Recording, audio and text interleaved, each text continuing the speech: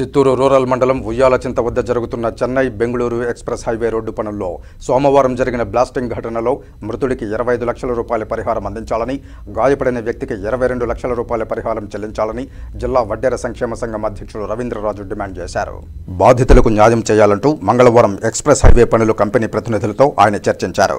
ఈ సందర్భంగా మాట్లాడుతూ చిత్తూరు రూరల్ మండలం ఉయ్యాలచింత వద్ద జిలెటిన్ స్టిక్ పేలి తెలంగాణ రాష్ట్రం నల్గొండ జిల్లాకు చెందిన ఆంజనేయులు మృతి చెందగా యాదగిరి అనే వ్యక్తి తీవ్ర గాయాల పాలయ్యారని చెప్పారు.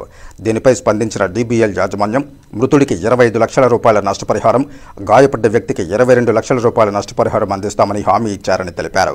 బాధితులు యాదగిరికి వైద్య ఖర్చులన్నీ డీబీఎల్ సంస్థ భరించాలని డిమాండ్ చేశారు.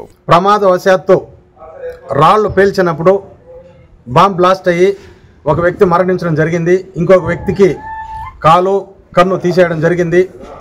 ఆ ప్రమాదవశాత్తు ఎట్ట జరిగిందో దాన్ని తెలుసుకునే నిమిత్తం మేమంతా చిత్తూరు జిల్లా వడ్డెర సంఘం నాయకులందరూ ఇక్కడికి విచ్చేయడం జరిగింది.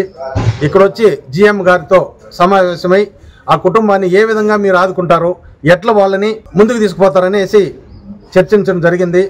జీఎం గారు కూడా వెంటనే రెస్పాండ్ అయ్యి ఆ కుటుంబాన్ని మేము చాలా ఆదుకుంటాము, మీరేమి వరి కాకండి, ఆ కుటుంబానికి మేము 22 లక్షలు ఒక కుటుంబానికి ఇస్తాము, చనిపోయిన అతనికి 22 లక్షలు ఇస్తాము, ఆయన్ని ఇక్కడి నుంచి తెలంగాణ రాష్ట్రానికి తీసుకొని పోయి అతనికి అయ్యే ఖర్చులు పూర్తిగా దహన సంస్కారాలతో సహా మేమే భరిస్తాము, మీరు ఎటువంటి టెన్షన్ అవసరం లేదని చెప్పడం జరిగింది. అదేవిధంగా ప్రమాదవశాత్తు కాలు కన్ను తీసేసిన అతనికి కూడా 22 లక్షలు ఇస్తాము, కంపల్సరీ వాళ్ళకి హాస్పిటల్కి అయ్యే ఖర్చు పూర్తిగా నయమై ఇంటికి వచ్చేంత వరకు మాదే బాధ్యత, మేము వెంటనే కూడా దానికి అయ్యే ఖర్చులంతా మేము భరిస్తాము, వెంటనే చర్యలు తీసుకుంటామని కూడా మాకు హామీ ఇవ్వడం జరిగింది.